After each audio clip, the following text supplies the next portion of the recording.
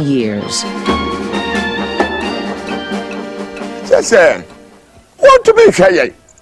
The soldiers neglected us. The soldiers neglected us completely. All they did was look after themselves. We were afraid to go and confront them or complain because they had the guns. You could be arrested and shot.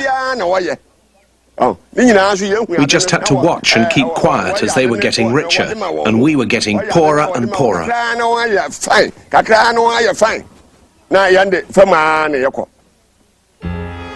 By the end of the 1960s, the only place where Africans were still ruled by whites was in the south of the continent.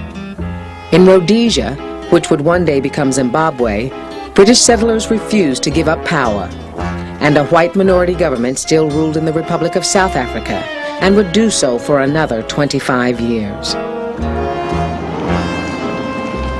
The Portuguese, too, clung on to their colonies. Portuguese governors still held absolute power in Mozambique in the east and Angola in the west. Africans still worked the farms and plantations for Portuguese owners. But even here, the days when the profits of the colonies could subsidize the home country were about to end.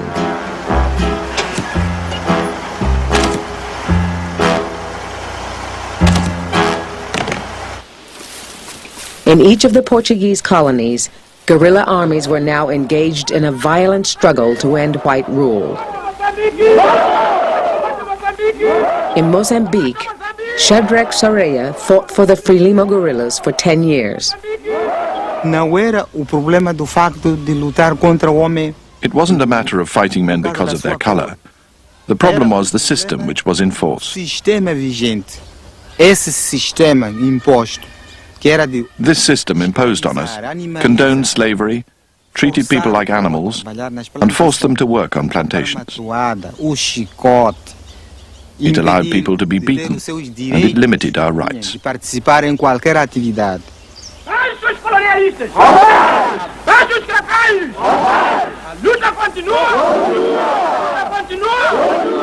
By 1975, the struggle had paid off. Both Angola and Mozambique had their moment of triumph.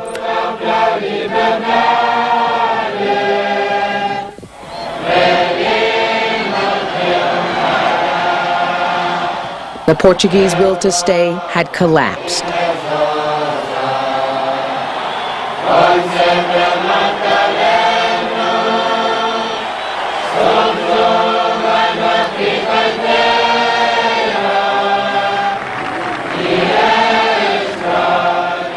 Marxist regimes took power in both countries.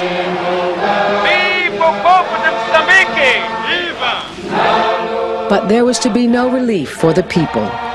The new states were thrown into immediate chaos as the Marxists faced rebel groups backed by the West.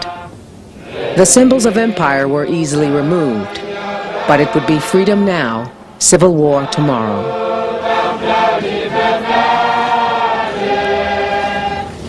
With the departure of the last remaining European power, the imperial chapter was almost over, 20 years after the first independence.